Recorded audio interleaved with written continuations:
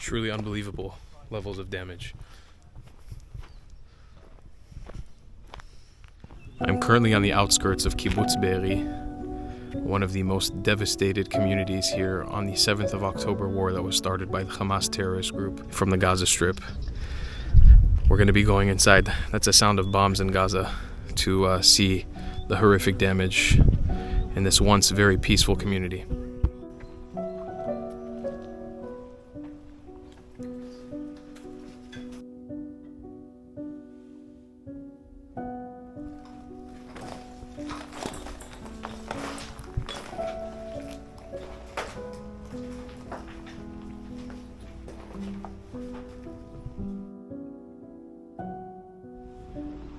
Shalom Chaverim, and welcome back to Israel. I'm at the site of Kibbutz Be'eri right now, one of the places that was the most affected on the October 7th attack by Hamas onto Israeli territory. I'm working with an organization today to show you guys some of the immense destruction that has taken place in the kibbutz right here. I want to say this to anybody who may be watching this video. Usually on this channel, when I tell stories, I try to have a very personal element added to them.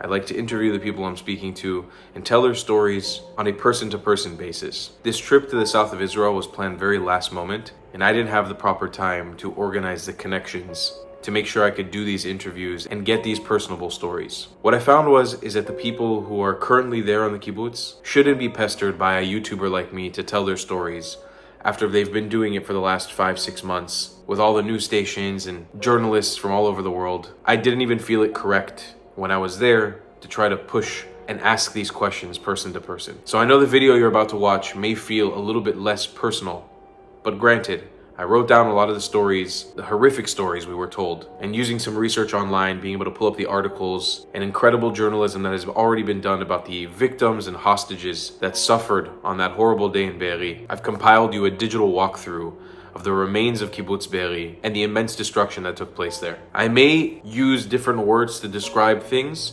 like the word unalive, to bypass the YouTube algorithm to make sure that this video doesn't get demonetized and therefore deranked so less people will see it. It's important for these videos to remain monetized so YouTube will actually push it to more people. And I personally feel like this is a really important message that more people need to see.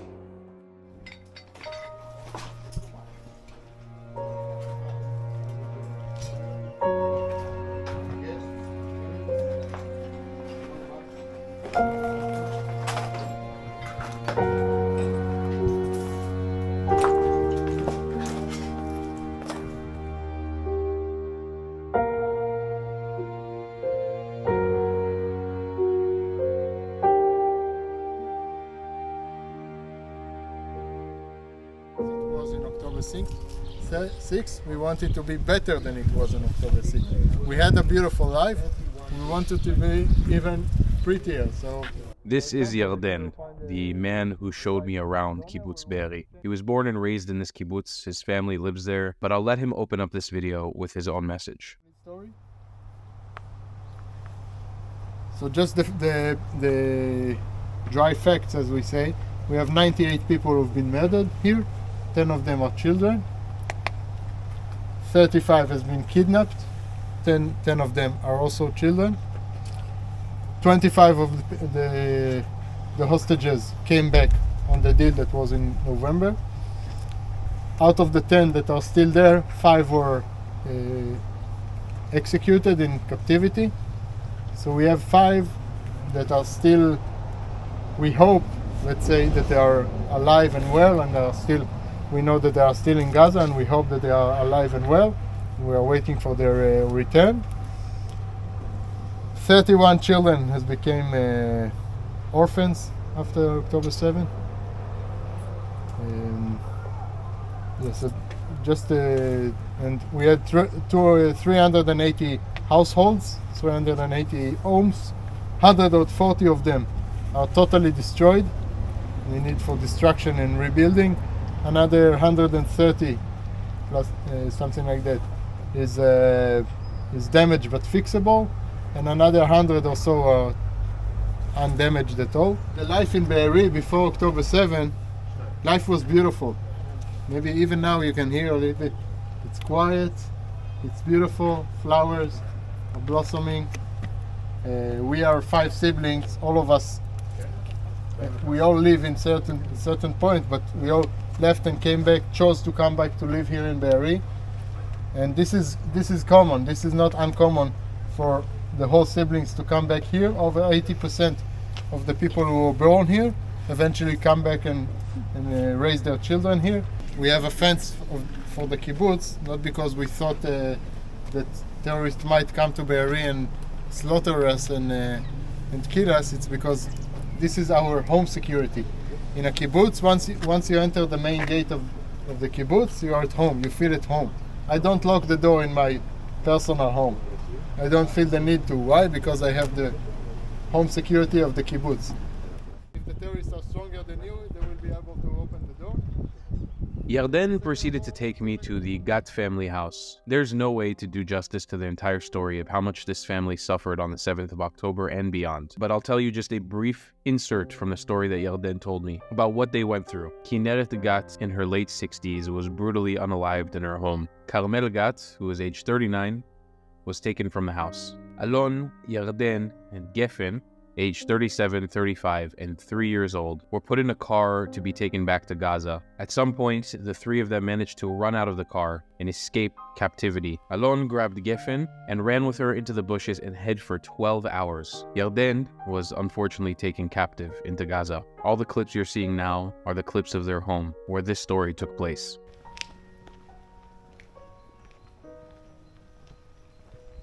They shot her through the door. And she was hit in her arms, but it was a education teacher for all her life, 60-year-old.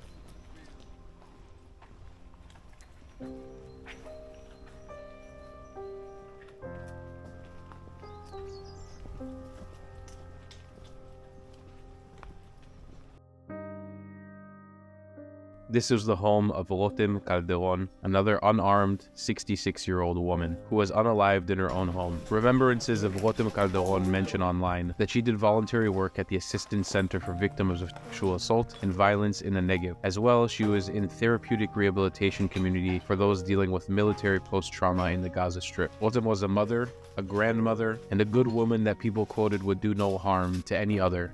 She was attacked, shot in her own home multiple times, and then her house was completely destroyed, ransacked by primitive terrorists. And in the ashes of all this destruction are the words "Ohavim otach Rotem," presumably written by somebody in the community, which translates from Hebrew into "We love you, Rotem," an absolute tragedy. This right here is just one of the many houses that has been completely destroyed by Hamas terrorists on October 7th.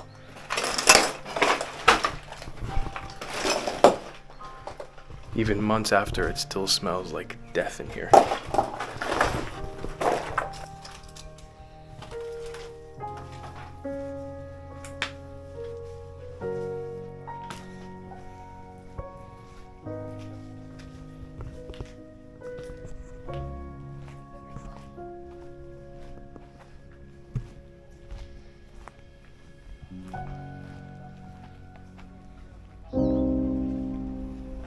The next house I visited belonged to the Shoam family. Tal Shoam shares the same name as me. Father of Naveh and Yael and wife Adi were attacked in their home on October 7th. I want to remind you these were unarmed civilians, a family with children. Avshalom, age 66, is the father of Tal's wife Adi, was brutally unalived. He came from a family of philanthropists, and his wife founded Fair Planet, an NGO that helped bring seeds to Africa to combat food hunger around the world. As for Tal, his entire family and himself were taken hostage on the 7th of October, with his family being released in the truce deal in November, and Tal, age 38, still being held hostage in Gaza till this day.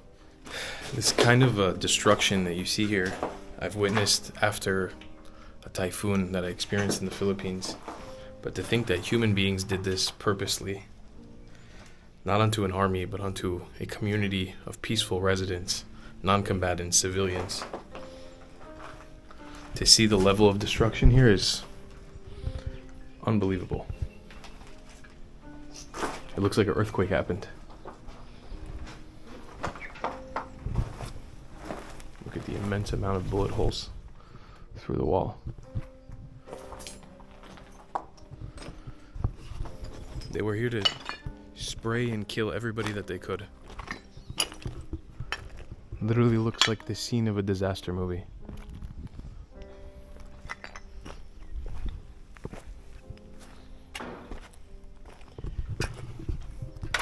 It's truly unbelievable levels of damage. Specifically here, what I see here is these roofless houses. My eyes can't believe what I'm looking at. So when the terrorists broke into here, they tried to burn people alive inside of their houses using tires. They would burn rubber tires around the house to try to suffocate them. The resident of this house happens to be the aunt of the guy who's showing us around Be'eri. She managed to survive. You can see this bomb shelter is pretty much unscathed. She managed to stay here until the very last moments when the IDF came in to rescue her. The rest of the house was burnt to a crisp. Everything else was destroyed. But by barricading herself inside of this bomb shelter, she had a lock on her door. She managed to stay alive. She was texting her kids, telling them that she was going to die in here. She wasn't going to be taken to hostage. So you can see this place survived.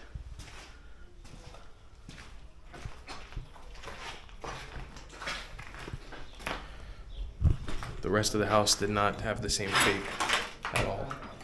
Yarden's aunt's house has seen destruction on unprecedented levels. Hamas terrorists used this house to restock on food and used the house as grounds to attack more soldiers and innocent residents of Be'eri. What struck me most about this house is the way that the food that you could see, the bamba, the snacks, the chocolate milk for kids, which Yarden's aunt hosted many kids in the house and family members, the way it's all still left there to show that this was an innocent civilian, a woman's home, an innocent woman who didn't do anything wrong to deserve this. Through miraculous events and Yarden's sharp thinking, he managed to put in a good message that allowed the IDF to come in and neutralize the terrorists in front of her home and save her. Yarden had told us that these piles of ashes and debris outside of the house were set there from archaeologists who had to come to Be'eri to literally sift through the ashes to find human remains. The bodies that Hamas terrorists burned were so badly charred that archaeologists had to come and forensically analyze ashes to make sure whether they were human or concrete debris. With images like this, I can totally understand why it feels like for the people of Israel, this was truly a second Holocaust.